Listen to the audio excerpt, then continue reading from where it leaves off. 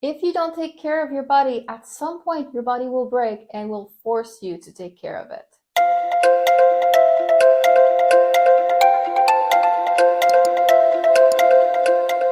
Hello everyone! Welcome to Our Business with Ness. I'm Ness and I'm a professional illustrator. Today we're talking about something super important: physical health for artists. People don't think of drawing as a strenuous physical activity, but if you've been an artist for a while, you know exactly what I mean. Drawing for long periods of time can take its toll. Drawing can create injuries from staying too long in one position, bad posture, eye strain, repetitive motions, back or neck pain, tendonitis, carpal tunnel syndrome, etc. And all of those things can be a pain to treat, and you may have to stop drawing for a while to treat it. So it's better to just prevent it instead.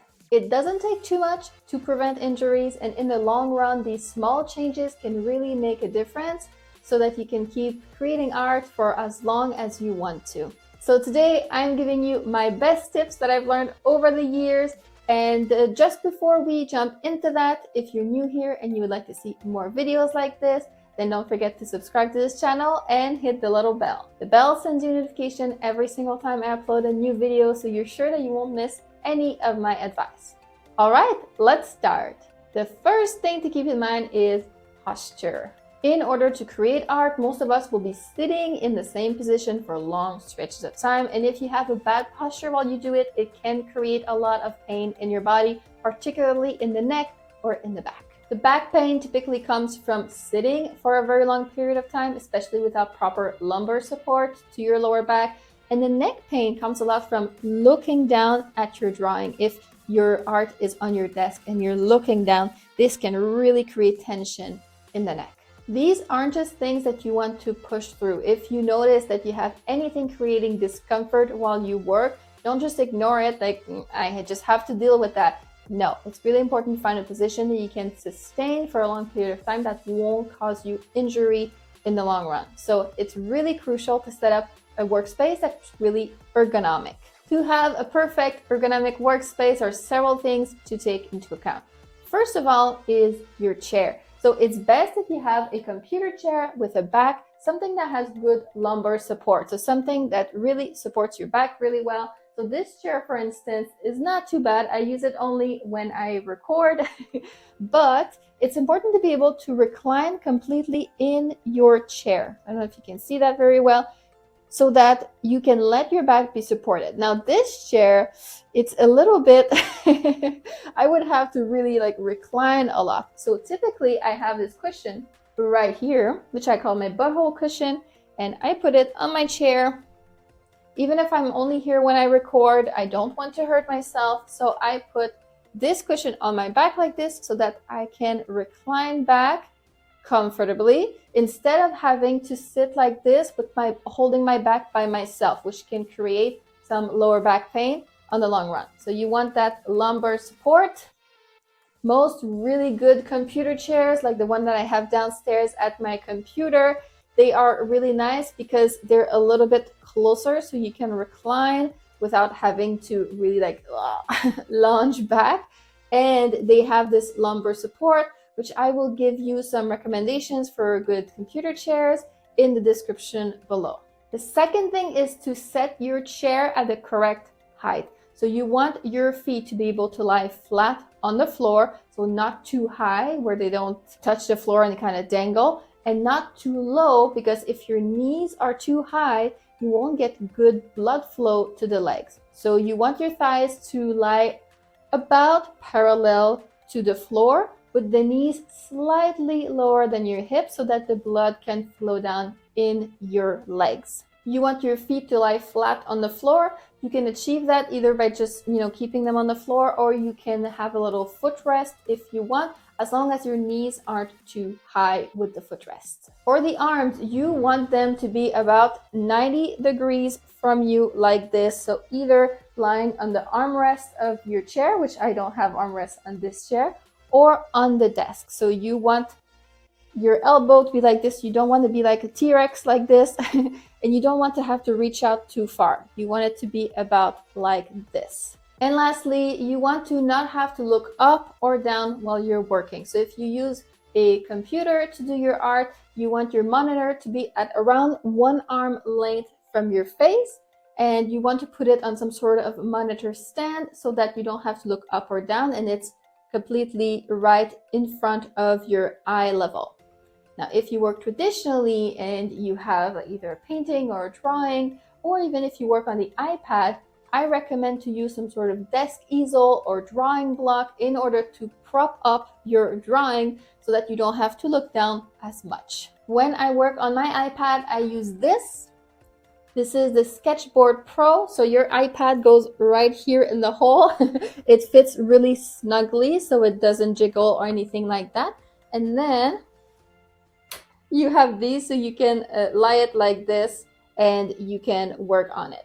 The nice thing is that there is a large enough area on the outside that you can rest your arms on the outside here while you draw. This makes it really, really comfortable. So if you work with an iPad, I highly recommend this. It's so much better for the neck than lying your iPad flat on a desk. I will leave the link to this in the description below too if you want to try it out. If you use a mouse, you want to use one that's curved, not one of the flat ones like the Apple mice. That's really, really bad because you want your hand to be able to lie kind of curved in this position over the mouse. There are some mouse that are specifically ergonomic. You might not need that as long as it's curved, but if you find that you have discomfort a lot when you're working with a mouse, it might be nice to invest in specifically an ergonomic mouse. I'll leave some link in the description to the mouse that I use personally, which is just a normal mouse, and also to another ergonomic model if you find that you really need that. For the mouse pad, I really recommend something like this that has a wrist rest. So this one I really like because it's removable, it's magnetic. So you can take it out to like wash it or stuff. And I also like this more than what I had before because it's more solid. What I had before was just kind of like this foam kind of, and after a few months it was just completely flat. Whereas this one, it's more solid, so it's still holding really nicely even though I've had this for a few months. And so when you work on this and you rest your wrist on it like this, I find that it really reduces the strain on your wrist for long periods of time, and so I really like this. So this is it for posture, and the second thing that you want to be careful about is eye strain. Staring at your computer screen or even at your traditional artwork for hours and hours on end can really create a lot of strain on your eyes. It does help when the computer monitor is at the proper distance, like what I mentioned earlier with the ergonomic workspace. But still, even if the distance to your monitor is absolutely optimal, staring at it for hours is going to create strain to your eyes. We must rest our eyes properly. This is really so important because if you strain your eyes, it can create headaches, dizziness, and in the long run, you can even permanently lower your eyesight. So this is really, really bad. And it can be solved so easily by just resting your eyes every once in a while. The rule of thumb is 20-20-20. That's very easy to remember, and it means basically every 20 minutes or so, look at something that's 20 meters in the distance for about 20 seconds. This helps kind of stretch your eyes in a way, because when we're drawing, we look at something that is close to us for a very long time. The eyes are not meant to just be stuck here all day long. They're meant to be, darting around everywhere and looking further away than back here and then further away. That stretches your eyes and helps reduce the strain. Basically, just every 20 to 30 minutes, just take a little 5 minutes break and go look out the window in the distance for a little bit. And if you do, you will notice that it actually feels really good. You can feel kind of the tension easing out of your eyes, and then you feel better when you go back to work after. Computers are also known to release blue light, which we now know can also create issues for us like headaches, dizziness, insomnia, all bad things that we do not want. You can try glasses that block blue light, although the jury is still out on whether these actually work or not. Some studies suggest yes, others suggest no. Or simply what I do is I just try to arrange my day so I'm not staring at the computer for too long at a time. So for example, maybe I get up in the morning, I do my emails right away, but then I go sketch in my sketchbook for a little bit. Or I go and record videos like what I'm doing right now so I'm not staring at my computer. Then I can go back to my computer and do some Photoshop work for a bit. And then I can go to lunch, have a little break on my eyes. Just that sort of thing. You can break down all the tasks that you need to do in your day, which ones are at the computer, which ones are not, and try to mix it up a little bit so that you get your eyes a little bit of rest. The third thing that you have to be careful for is repetitive motions. When we're drawing, we do this little motion with the wrist like this, you know the one. Sometimes we draw, kind of more gesture-like, but a lot of the time we just move the wrist and the fingers like this. And this is a small repetitive motion. Those, in the long run, can be really bad and create a lot of problems. Other repetitive motions that you may have is clicking of the mouse. This, use small repetitive motion from the finger, or even with your keyboard shortcut hand, if you do Control Z 26 times within a minute, this is also little repetitive motion of the hand. Small repetitive motions like this can create inflammation of the hands, specifically in the fingers, in the wrist. This can cause tendonitis or even carpal tunnel syndrome, which is debilitating. It's just your hands are numb, they can be shaking. For an artist, this is awful and you do not want it. I myself got stuck with tendonitis in my mid-20s. This was shortly after I joined a studio for the first time. I was drawing a lot during that period, of course. And then I moved to my first apartment and just, putting together all my furniture over that 1 week kind of pushed me over the edge with my studio work and then all the work on the furniture. And I damaged my wrists. So for several months, this was absolutely horrible. Ideally, I should have just taken a break to take care of this, but I had just started at this new job and I didn't want to take a break. So I felt like I had no other choice but just keep pushing through it, which is the worst thing that you can do because I think I made it worse and it took a longer time to fix it because I just kept using my hand. I was just suffering through it during my work day, and then in the evenings and weekend, I would try to not use my hand as much. I would use my left hand for any tasks that I would have to do, and I would put some ice on it, try to rest it as much as possible.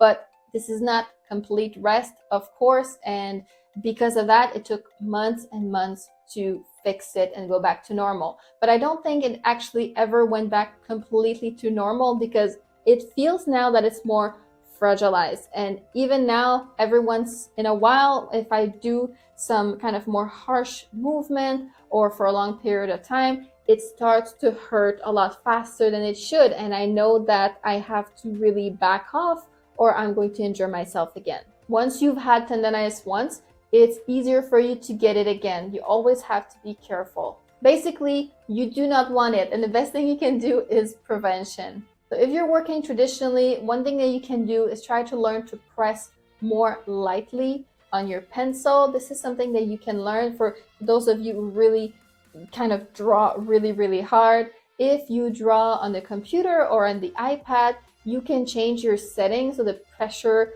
sensitivity on your pen or your stylus is higher. This means that you don't have to press as hard to get a bigger line, and so you can ease up a little bit, and this will lessen the strain on your wrist. But the kiss of death for tendonitis and carpal tunnel syndrome is small repetitive motions. So try to do big gestures instead. When you draw, involve the shoulder, involve the elbow as well. Don't just get stuck like this. Instead, do big motions like that. If you usually work on a very small piece of paper or on a very small canvas on your computer, it could help you to work on a bigger piece so that you can move, bigger movements instead of having to do this sort of thing. And of course, you want to take regular breaks, especially if you start feeling a strain in your hand. Do not push through it. take a break in the long run, you'll be glad you did. I also have some stretches to suggest to you. Whenever you're drawing for long periods of time, I would suggest to do these stretches. I always do, and it really helps with the wrists. If you already have an injury like tendonitis or carpal tunnel syndrome, these can help as well to fix it. So let's go. Okay, so first of all, I like to start with the prayer one. You just put your hands together like this, and then you press them hard against each other, and you lower it as much as possible. This gives you a nice stretch on the inner wrists, but it's kind of a good beginner stretch. I like to do this one first because it's like a more subtle stretch, so you won't hurt yourself when you do this one first. Then we can go to a deeper stretch with the second one. You can push the fingers a little bit. You should be able to do this fairly easily. If you can't, it might mean that you already have fragilized wrists or maybe a little bit of tendonitis or something like that. So you can practice this stretch to get a little bit more flexible in the wrists. The second stretch will give you a much deeper, more intense stretch on the inner wrist. But this is the good stuff. This is the stuff that when you do it regularly, it really helps loosen up your wrists and prevent injuries. So you're going to put your arms like this, straight up, with the palms facing out, down, and then you're going to pull on the fingers like this. Try to get the thumb as high as possible, and you're just going to pull like this on the fingers. This stretches right here very deeply. You might want to try first going like a little bit easy, not pulling too much, and then you can straighten out your elbow and pull more as you ease into the stretch. So you don't want to hurt yourself. You don't want to, pull or tear anything. So ease into it. And then slowly you can go a little bit more. Keep your elbow really pushed in, not bending it, but really straight. And this will give you the best stretch on the inner wrist. And the last stretch that I want to propose to you is one that can stretch the other side of the wrist, important as well. So you're going to put out your hands again like this and make fists, and then you're going to bend them down. And this stretches right above the hand on this area, which is also important. You don't want to just do the inner, but the outer part of the wrist as well. If you want, you can pull gently on it to deepen the stretch, but even just with what you're able to do without the pull, it should be already giving you quite a good stretch. So this is really nice with the top of the forearm and wrist. The fourth thing to keep in mind so you don't injure yourself is inactivity. Just sitting for long periods of time takes a toll on the body. We are made to move, and staying still for long periods of time, that is not good. Particularly, your back can get injured if you sit all day and you don't get up every once in a while. If you continue doing that, at some point you might find yourself on the floor, your back locked, in terrible pain and unable to get up. There's no magic fix for that. You just need to move around a little bit. Doesn't have to be something big, but it's really important to move your body. When you're young, in your teenage years or maybe early 20s, you might not feel it as much. You might be able to draw for 18 hours in a row without getting up and feel fine. But as early as your mid-20s or early 30s, like I am now, you might start to feel it if you don't move enough. So make time for the breaks. This is not optional. You have to do this to take care of your body, or your body will let you know and you won't like it. You don't have to take a huge break or anything like that. It can be quite short. I would recommend to get up for 2 to 5 minutes every hour or so. Just walk around a little bit, stretch. Already, this will make such a huge difference. If you do this every hour at the same time, it helps with your eye strain as well. So 2 birds with 1 stone. Then I would recommend a slightly bigger break once a day. I like to go take a 30 minutes walk every day. It doesn't have to be this huge workout. A walk, that is good enough, and it really helps with that back. It makes you feel less stiff. It gets you good blood flow, a little bit of sunshine, a little bit of fresh air. It's really good for you. You'll find that when you get back to work afterwards, you feel so much better. You might feel more motivated, more creative, more rested, and you'll be more efficient than if you hadn't taken the break. So it's all good. And when you take this break, it's not time taken away from your work, because it makes you a better artist and it makes you a more efficient worker as well. I also have some light stretches that I want to recommend for the back and for the neck. Here are my favorites. So first of all, I would recommend this hip torsion, good for your spine. It helps loosen it a little bit. So just gently spin like that for a little bit. If you want, you can also stretch backwards like this, give you a really nice lower back stretch. The second stretch that I would recommend is for your pecs. So you lock your hands behind your back like so and pull. This really gives you a nice stretch right here on your shoulders, on your pecs. A second option for your pecs is also what I like to call the doorway fall. I don't have a doorway to demonstrate right now, but you basically put your arms on either side and you would hold onto a door frame and just let your body fall forward. The third stretch I would recommend is for the lower back. You bend down and touch the floor. If you're not that flexible, you may have to bend your knees a little bit so you can reach. You can do that, there's no problem. And you don't have to be so stiff when you do this stretch. You can move your arms a little bit, you can shake your hips. Then what I like to do is straighten your back to 90 degrees while holding your hands on your legs and then down again. You can do this a few times and this really helps release the tension in your lower back. Then you're good as new. Lastly, I want to recommend a neck stretch. You can actually harm yourself quite badly if you try to pop your neck. The only safe way to do it is this way that I'm going to demonstrate right now. You put your arm behind your back and then you gently grab your head and bring it towards your shoulder. If you put any sort of torsion at all, you can harm yourself very severely. These are my favorite 4 stretches, and as you can see, this is not like a huge workout or anything. You can do all of these stretches in just 2 to 3 minutes, and afterwards you'll feel a lot less stiff and you'll feel a lot better. And this is perfect for a little break every once an hour. Just very quickly do this, drink some water, and you're good to go. So this is it for my best tips to avoid drawing injuries. Health is the most precious thing that we have, and it is so important to take care of ourselves. Of course, physical health is just one piece of the puzzle. You have mental health as well. As artists, we can experience a ton of different creative issues that can be just as crippling to our art journey as any physical injury can be. If you've ever experienced things like art block or lack of motivation or extreme self-doubt in your own artistic abilities, then I have a mini class that you might enjoy. It's called The Healthy Artist, and in this workshop, I discuss the root causes of these creative issues and I give you practical tips to overcome them.